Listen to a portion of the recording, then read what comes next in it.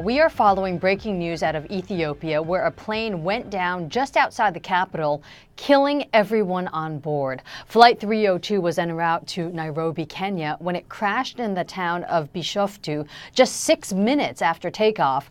The plane was carrying 149 passengers and 8 crew members. CNN's David Mackenzie is live in Johannesburg with the very latest. David, what are you learning about this crash?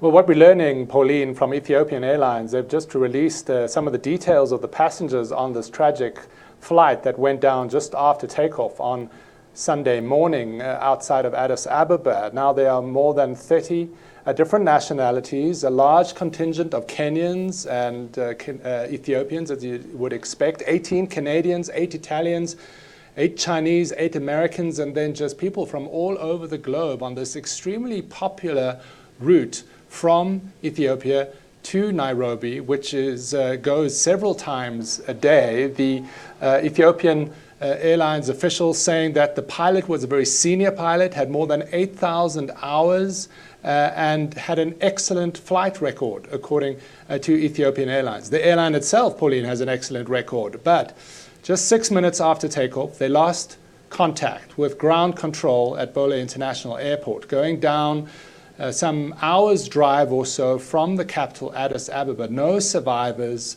tragically. There have been photographs and images released from the scene of rescuers going to the scene, but in the end, they weren't able to save everyone. It seems like that was a very heavy impact on the ground of this airline. Now, questions being asked of why, on a very good weather day, this brand new 737-800 crashed just after takeoff. Pauline? David, the CEO did give a news conference and was answering questions. He did mention this was a very new plane, and as you mentioned, the pilot was senior.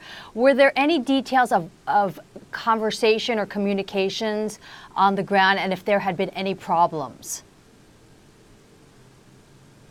No indication yet that there was any communication from the pilots to the ground of any issues that they were having. The officials said that that plane originated here in Johannesburg, flying to Ethiopia, then was turned around to head back to Nairobi. There was no indication, said the official, of any problems mechanically with the plane, certainly. And this is a very busy airport, one of the busiest in Africa, and Ethiopian Airlines has a very good track record. Now, it's the exact same plane, whether it's coincidence or not, it's far too early to tell. Then the one that went down, the Indonesian Lion airplane last year.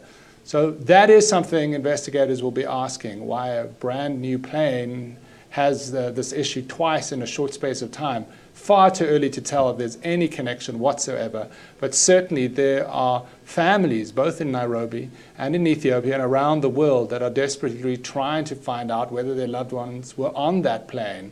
As I said, a very popular route for business people, UN officials and diplomats heading to and from the 2 East African capitals. Pauline? Right. And the airline saying that 32 nationalities were represented. David, thank you so much. David Mackenzie live in Johannesburg.